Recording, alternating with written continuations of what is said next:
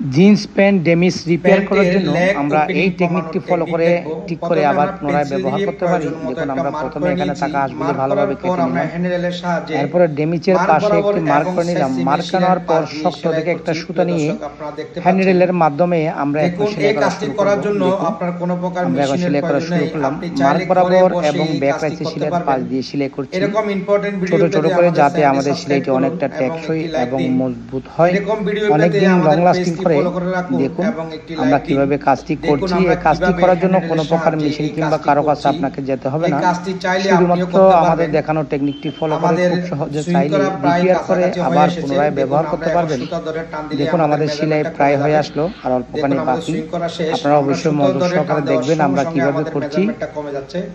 দেখুন আমরা কত দেখুন আমাদের সুন্দরভাবে সেলাই প্রায় হয়ে জিন্স আসলো। প্যান্টের লেগ ওপেনিং কমিয়ে ফেললাম। এভাবে কাজ কাজটি করে করার জন্য চাইলে আপনার আপনি কোনো খুব প্রকার সহজে মেশিনের রিপেয়ার করে প্রয়োজন নেই। আপনি চাইলে ঘরে ফেলে বসে এই পুনরায় কাজটি ব্যবহার করতে পারেন।